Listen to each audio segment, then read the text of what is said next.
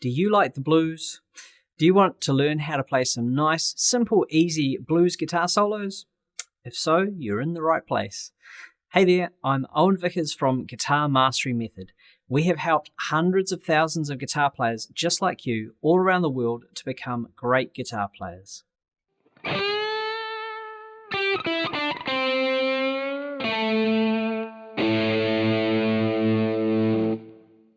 Today I'm going to show you 3 simple blues guitar licks that sound really good. These are all in the key of A minor, but don't worry too much about keys and notes and all that sort of thing for now. I'm going to show you later on in the lesson how you can find out how to play all these licks in any key that you want to. Let's get into the first lick.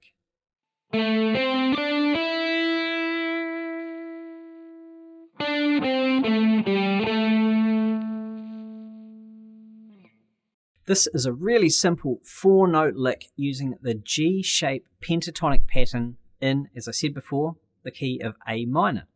You possibly already know the G-shape pattern. Let me just show you it again, just to get it fresh in your mind. We start off 5th fret on the low E string, 8th fret on the low E string.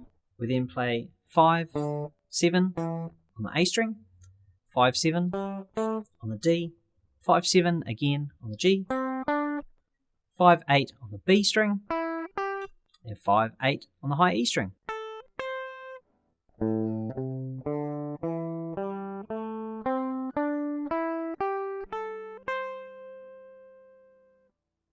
This lick, though, just uses 4 of those notes, as I said.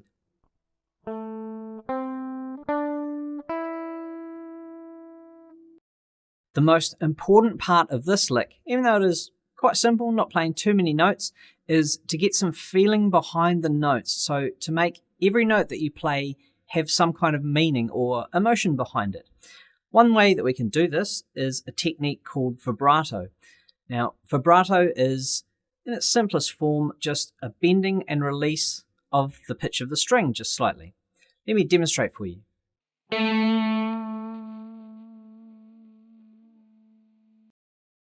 Vibrato is the single most important technique that you can master to really get a lot of feeling into your solos, which is obviously really important, especially if you're playing blues music.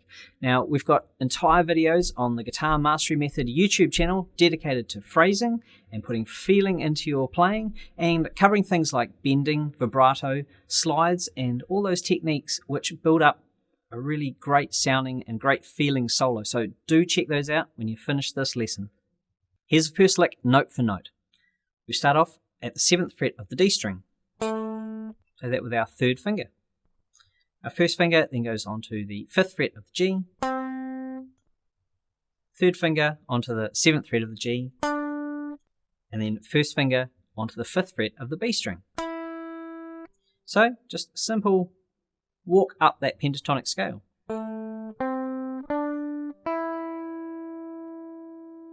What we're going to do on that 4th note is add in that vibrato. So we're just taking our 1st finger and slightly bending up and releasing that string. Now you want to get your wrist involved in this, just pivoting the wrist round. And you can vary the speed of the vibrato to give a different sound. You can slow vibrato, a faster one. When you're doing vibrato, I recommend you put your thumb on top of the neck there just to use it sort of like a vice type thing, just to give you a little bit more leverage when you play it.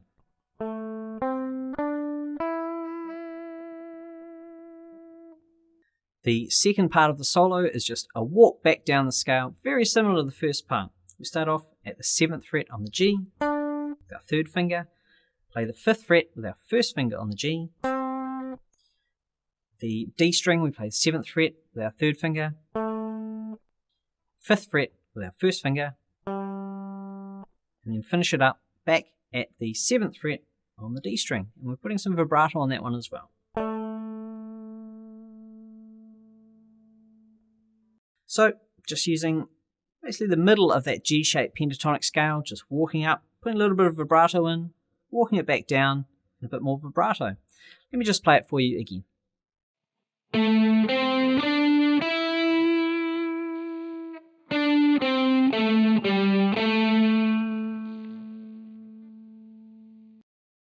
So really simple note choice. As I say, there's only 4 notes in that. It's just the way that we're playing it, putting some emotion, some meaning behind those notes, and putting that vibrato on, which really makes it into a cool sounding lick, especially when we play this along to a backing track or jamming with other people. All right, let's move on to lick number 2. This is also just using that same pentatonic scale. We're just moving it up the neck a little bit and adding in a couple of cool techniques to make it sound a little bit more interesting. Let me play it for you and then I'll break it down.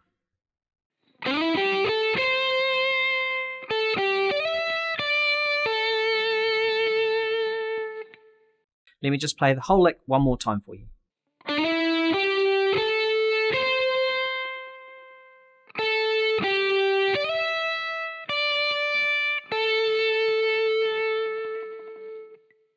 So this lick used a technique called a slide, as well as the vibrato that we learnt in the first lick, to give it a little bit more of a cool sound.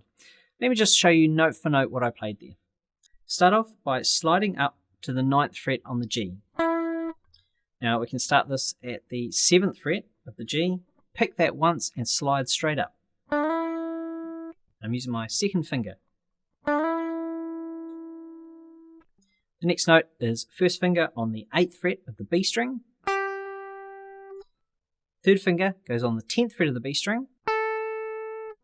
First finger on the 8th fret of the high E string, and we're giving that some vibrato.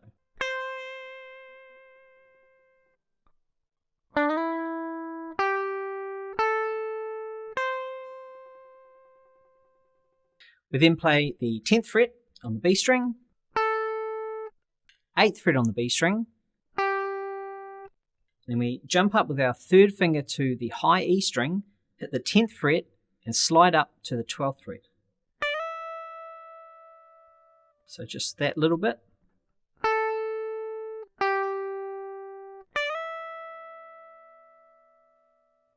We then play 10th fret on the high E string, and for this I'm going to use my second finger, and then finish off the lick at the 10th fret on the B string with my first finger and add some vibrato onto that. So just those last 3 notes after the slide.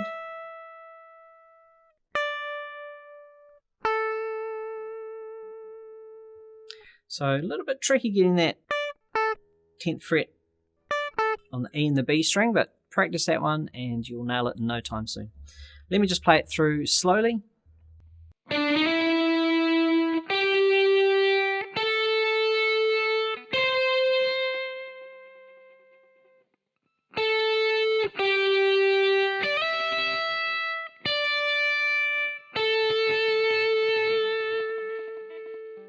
So we can play this at any speed. We're doing it nice and slow today. You can speed it up if you're playing along to a faster track, or the song that you're playing or jamming to is a bit quicker.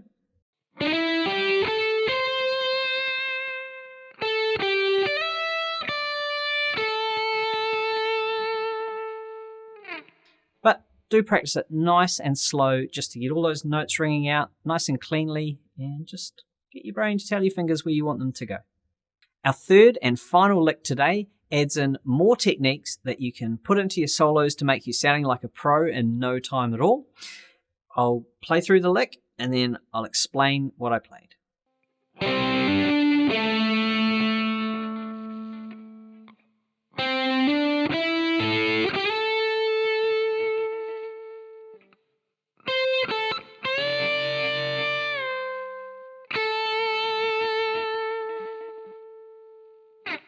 Alright, so something new at the start of this lick, it's called a double stop. Now, what a double stop is when you play 2 notes, normally on adjacent strings, but it's 2 notes at the same time. So what we did with our first finger is put it across both the G and the D string at the 5th fret, and then with our pick here, we hit both those strings to make a double stop. We then hammer on to the 7th fret of the G with our third finger. So hit the double stop and then hammer on. And you'll notice that note there on the D string needs to ring out when we do the hammer on. So you've got to be really accurate with where your finger's hitting, that you're not hitting the string above it to mute it out. So after that, we hit the 7th fret on the D string. And for that, I'm using my second finger.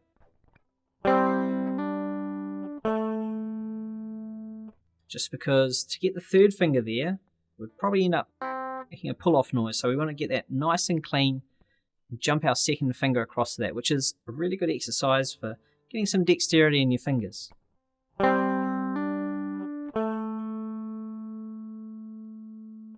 And we want to give that some vibrato.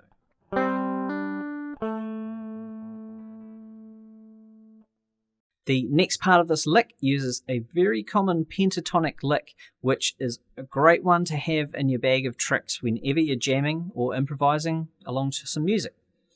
Let me just play this one section, and then I'll explain note for note what I did.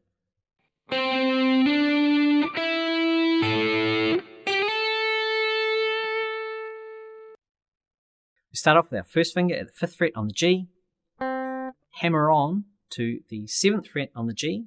And the trick to getting a good hammer on is velocity. You want that finger to come down as quickly as possible. It's not about hitting it really hard, but it is about hitting it fast. So pick that first note and quickly slam that finger down into the string. Don't slam it so hard that you're trying to go through the fretboard. It's all about velocity.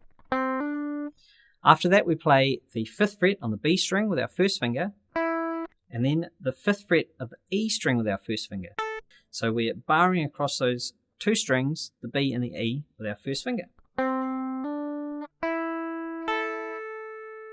It doesn't matter too much if that B string note rings out a little bit into the E string. Kind of sounds a bit cool. Then play the 8th fret on the B string, and for that I'm using my little finger and sliding up to the 10th fret.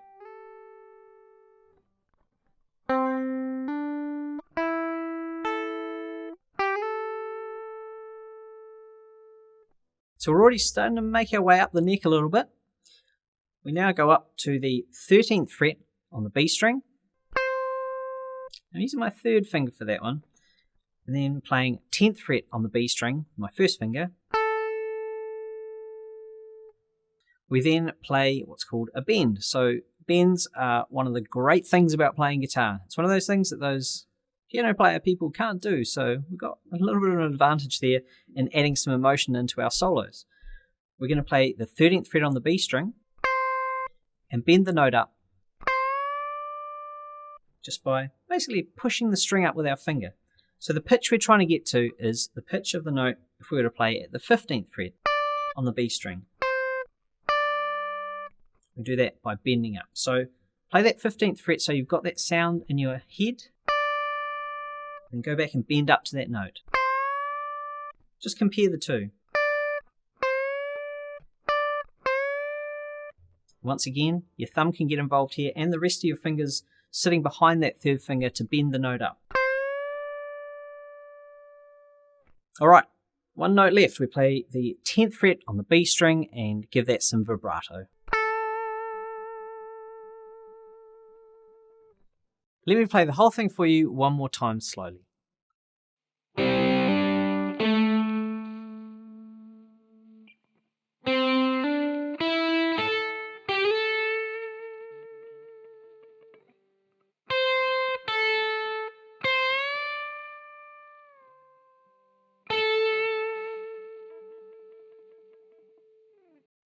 Remember how I said earlier that you can take these licks and play them over any blues progression? Well, the way that you do that is just to move them up or down the neck to whatever key the backing music that you're playing along to or jamming to is in. Now, in the description box down below, do check it out. I'll put a link to an amazing video on how to solo in any key, which will show you exactly what you need to do to take these licks and to play them anywhere that you need on the neck in whatever key that you're playing in. Alright, I hope you enjoyed these 3 simple to play blues licks. In the description box down below, I will put a link to a backing track, a video backing track that you can use to play along to these licks. It's in A minor, it's a nice slow one, and these licks will fit perfectly over that backing track. So do check that out, have a play along and practice these licks. Also, in the description box down below, I'll put a link to a blues solo heat map download. Now, this is going to show you exactly where to play on the fretboard to create red hot blues solos that'll make you sound like a pro in no time at all. You know exactly where to play, and you'll be able to take licks like this and build on them really easily using that knowledge.